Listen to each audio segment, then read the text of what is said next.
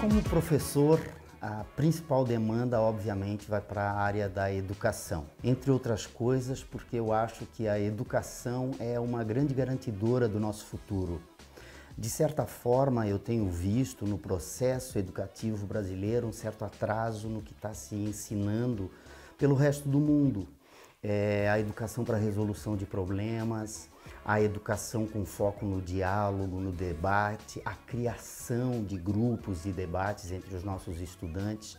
Eu tenho certeza que essa vai ser uma área na qual eu vou me envolver bastante e na qual posso colaborar bastante.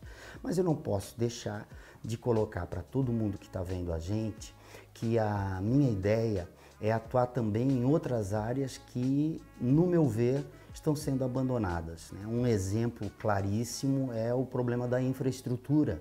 A gente teve um corte no começo deste ano em Santa Catarina de cerca de 40 milhões do orçamento de infraestrutura, né? 177 milhões do orçamento nacional, 40 milhões foram cortados na infraestrutura de Santa Catarina.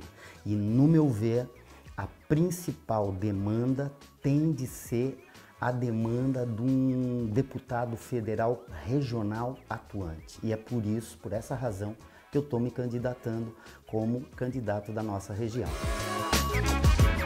Jamais eu sofri qualquer represália pela minha colocação, pela minha postura, até porque eu nunca fui de fazer proselitismo político em sala de aula. Então, os meus alunos eu guardo com maior afeto, maior ternura o tempo que a gente conviveu. Mas eu percebo que o clima que a gente está vivendo, muitas vezes, não vem desse aluno, né? O clima que a gente está vivendo, muitas vezes, vem das pessoas de fora da escola, pessoas que não acompanham o nosso processo educativo, pessoas que não acompanham a forma como a gente educa para o diálogo. Porque tu pode ter certeza que cada um dos meus alunos sabe da importância do debate. Cada um dos meus alunos sabe que a sociedade tem essa fricção, esse conflito. E muitos dos meus alunos mesmo, que são grandes debatedores, reconhecem a importância do diálogo para o nosso crescimento. Atualmente a gente está vivendo um momento muito polarizado e eu não quis, com a minha presença em sala de aula, simplesmente inflamar ainda mais esse ambiente polarizado. Eu acho que os meus alunos não mereciam isso, os pais dos meus alunos não mereciam isso, e por isso que eu achei por bem sair da sala de aula nesse momento, que é um momento de crise que a gente vive, inclusive uma crise democrática. Eu tenho certeza que os meus ex-alunos e os pais dos meus ex-alunos de Blumenau, de Gaspar, de São João Batista, de Tijucas, de Itajaí, de Balneário Camboriú, com quem eu convivi, que conheceram o meu trabalho e que conheceram o meu envolvimento, principalmente no processo de educação dos seus filhos, certamente vão levar o meu nome em conta na hora de escolher um candidato para representar a nossa região lá. Então não é uma candidatura exclusivamente brusquense, a gente consegue transcender essas fronteiras de Brusque, tem gente trabalhando com a gente em Blumenau, tem gente trabalhando com a gente em Gaspar, tem gente trabalhando com a gente em Itajaí, que eu visitei ontem à noite, um excepcional show, né? E a gente, sobretudo, se preocupou muito com esse aspecto da viabilidade por conta da visibilidade que eu tive, que graças a Deus em 20 e tantos anos como educador aqui na região eu alcancei. É óbvio que Brusque tem uma série de deputados, de candidatos a deputado, mas é óbvio também que a gente leva uma vantagem, e a vantagem que a gente leva é que cada eleitor brusquense deve olhar bem a viabilidade do seu candidato no sentido regional para escolher o nome 2 de outubro. O problema do aborto, ninguém faz o aborto porque quer fazer o aborto. Na minha percepção, toda pessoa que se vê na obrigatoriedade de fazer um aborto como aquele trauma, o trauma que teve aquela criança, ser muito difícil de superar. Mas a ideia de descriminalizar o aborto, eu particularmente sou contrário, entre outras coisas, porque a gente não pode simplesmente descriminalizar uma prática.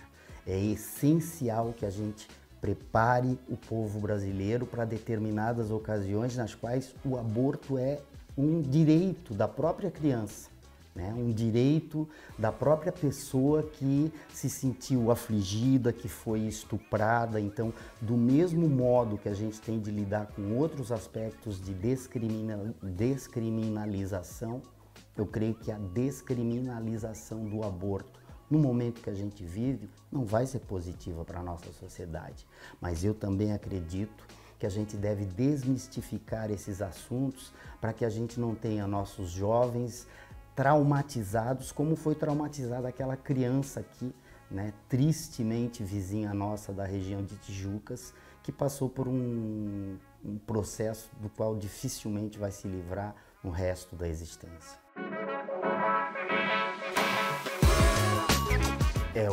O aspecto das emendas parlamentares, ele dá bem a dimensão do problema que é nós não termos uma representatividade efetiva, porque caem 4 pontes no nosso município e a gente vai ficar anos até reconstruí-las, porque temos um edifício imenso, 90% construído, do Centro de Inovação Tecnológica, parado há mais de 1000 dias. E assim tantas outras obras, como a nossa própria unidade de pronto atendimento no bairro Santa Terezinha, parada há tanto tempo, justamente pela atitude efetiva de um parlamentar que conseguisse, né, direcionar verbas dessas emendas parlamentares para cá. Então eu sou favorável à aplicação porque eu acho que a capilaridade da própria receita orçamentária que a gente tem para ser investida, ela só fica visível para o deputado que é o deputado local. Eu acho que essa pergunta ela dá bem a dimensão da polarização e da divisão da nossa sociedade. E um dos intentos da minha candidatura é que a gente consiga vencer esse fla-flu político, é que a gente consiga vencer essa polarização absurda que restringiu o desenvolvimento da nossa sociedade ao longo de todo esse tempo. Eu fico triste porque muitos dos meus amigos que não têm as mesmas opiniões políticas que eu, deixaram de tomar uma cerveja, deixaram de comer um churrasco comigo por conta da minha opção política. E esse aspecto é um aspecto triste da nossa sociedade e contra o qual eu vou lutar. Então, eu estou me abstendo agora, mas eu queria dizer com clareza para todo mundo que me ouve, que o professor Deschamps é um candidato a deputado federal da região e a nossa preocupação é no Congresso Nacional.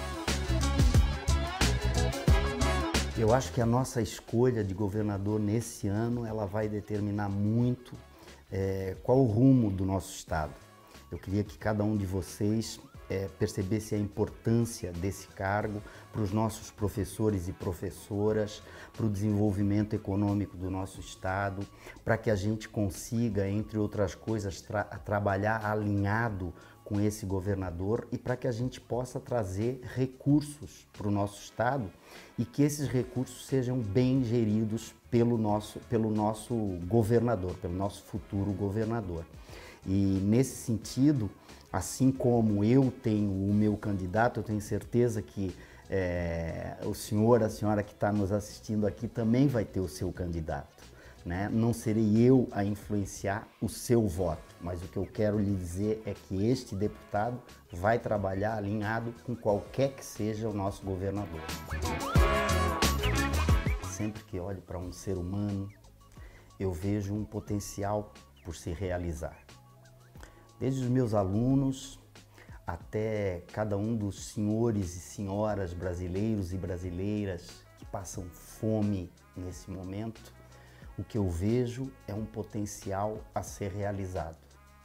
E é por saber da minha capacidade de conseguir lutar em prol do fim da miséria do faminto, por saber da minha capacidade de lutar em favor da realização do potencial humano de cada um dos brasileiros, de cada um dos nossos cidadãos, que eu estou me candidatando a deputado federal.